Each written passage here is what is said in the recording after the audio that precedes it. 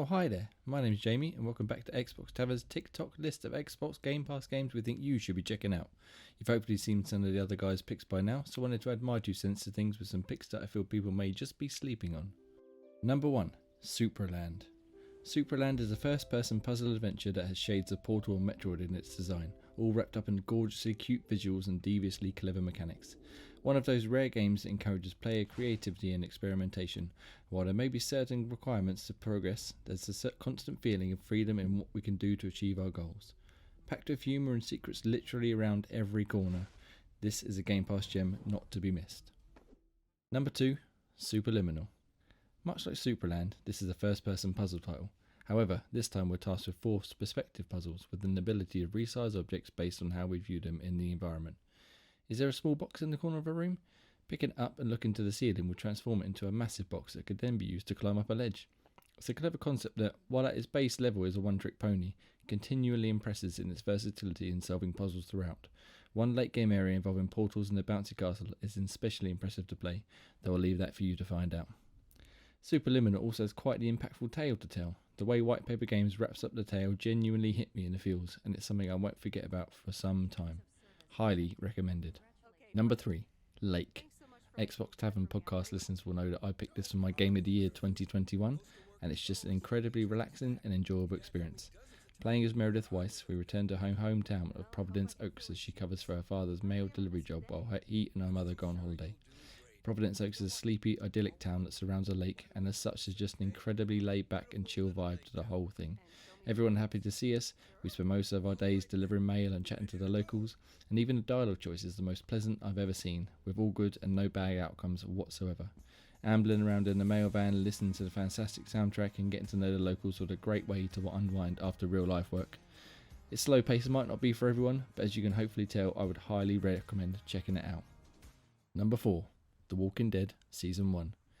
I wanted to try and shine a light on some more unknown titles I feel people are sleeping on, but when it comes to the next 2 picks I could not include them.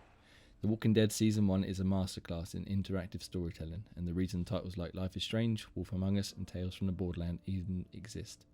The relationship between 2 strangers in Lee and Clem transforms from one of necessity to one of genuine friendship and survival. Dave Fennoy and Melissa Hutchison brought to life 2 characters that will remain iconic in gaming for the rest of time, and the Telltale crew put together one of the most interesting and tough to sit through in all the right ways stories I've ever experienced. The dialogue and action choices proved genuinely tough to pick between, except that one between Carly and Doug. Sorry, Doug. While the final scene still brings a tear to my eye even to this day. I know I'm not the first to sing its praises, but if you somehow not played this by now, you should absolutely go out and rectify this via Game Pass. And finally, number 5, Dishonored. Again, I'm not going to be the first to bestow praise on Arcane's stealth title, but man, it is one of my favourite games of all time, and I couldn't not include it. We don't get too many pure stealth titles these days, and I think I know why. Dishonored perfected the gameplay systems back in 2012, and so no one has dared try to better it since. Well, except Arcane themselves with the 2 sequels, but we'll talk about them in a moment.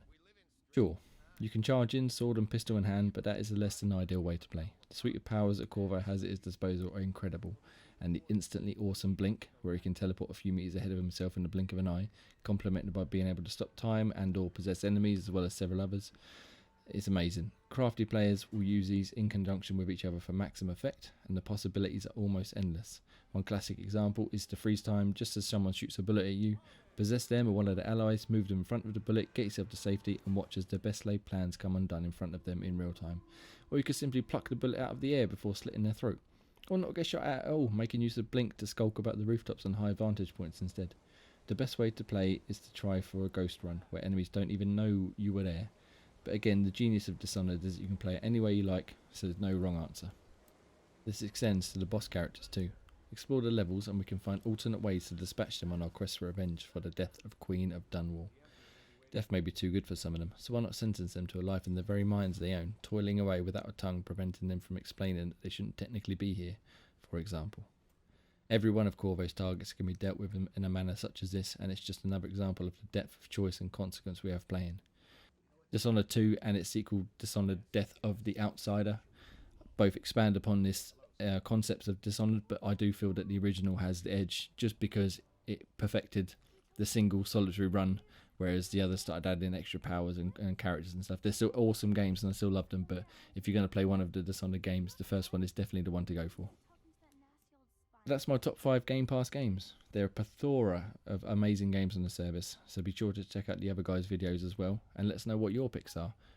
Thank you very much for watching. Please follow for more Xbox videos every day on TikTok, and have a wonderful day.